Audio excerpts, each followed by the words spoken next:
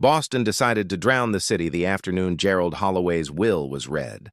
I sat in my beat-up F-150 outside Whitman and Ellis and watched the rain march sideways across glass and granite. Abigail, my ex, stood under the overhang in a cream coat with her new husband, Mason, cradling a swaddled newborn. She didn't look at me. Fine. I wasn't there for her. Inside, the conference room looked like rich people cosplay. Mahogany slab of a table, leather chairs that sighed when you sat, shelves of law books no one had opened this decade. Abigail took the seat of a person certain this was a formality. Mason rocked the baby like a prop in a commercial. Harold Whitman Escanner adjusted his wire rims and began. To my beloved daughter Abigail, I leave the family portrait of Abigail and her mother that hangs in the front hall. A hairline crack formed in Abigail's perfect expression.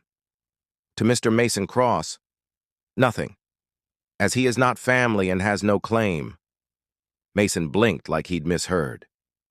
To Daniel Cross, my former son-in-law, I leave the remainder of my estate in its entirety.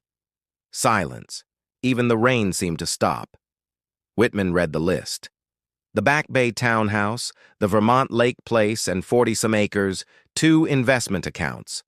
Worth more zeros than I'd seen in one place, and a small fortune in first editions. My hands went cold. Abigail's went white at the knuckles. Then Whitman produced a cream envelope with one word on the front in blocky handwriting I knew by heart. Daniel. He read. Gerald said he wasn't punishing his daughter. He was rewarding loyalty without a price tag.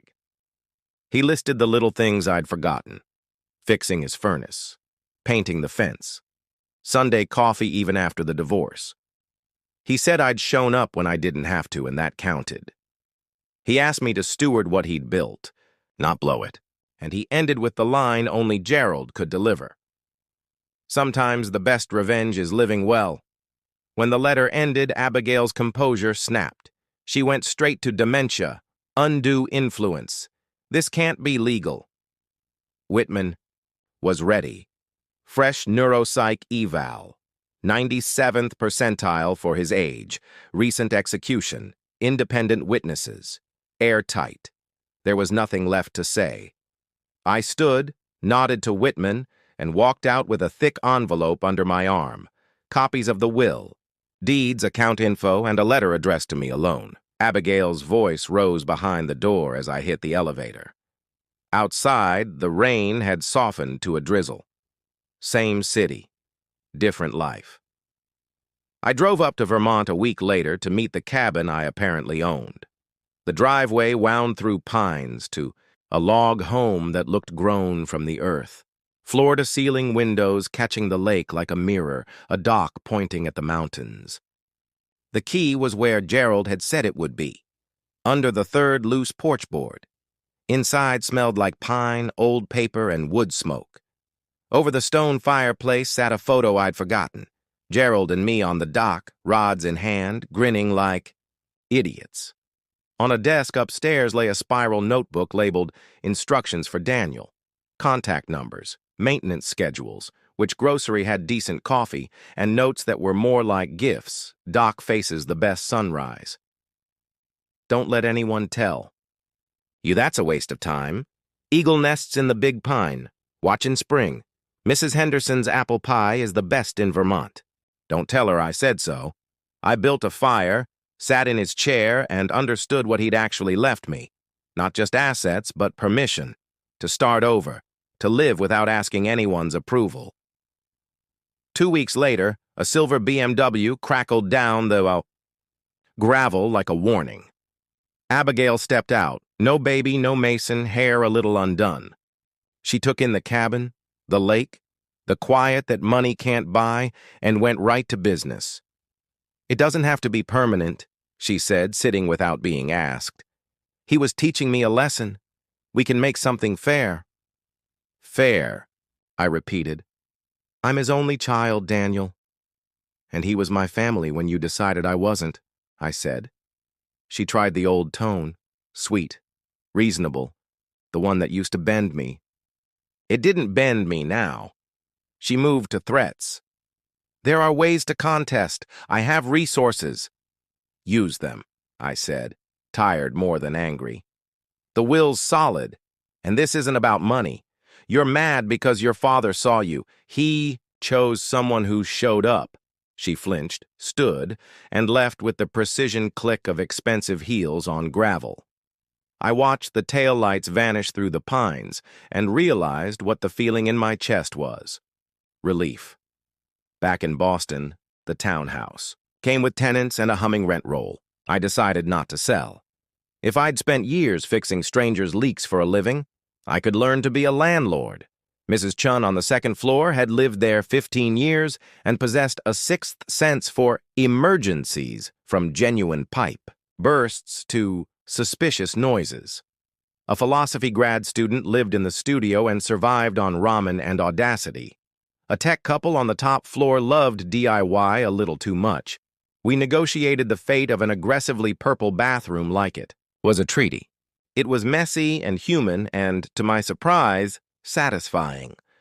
I wasn't just holding property, I was carrying forward something Gerald had built. Vermont pulled harder, though.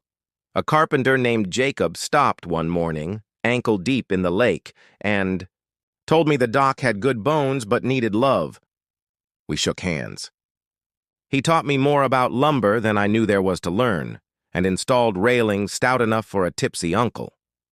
Mrs. Delaney Downshore began showing up with pies at suspiciously accurate emotional moments. The hardware store knew Gerald's coffee without me asking. People here had Gerald's stories.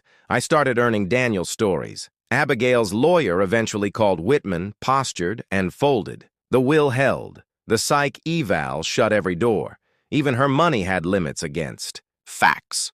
Through the grapevine, I heard she and Mason bought a nice house somewhere sensible. Good. The kid deserved quiet.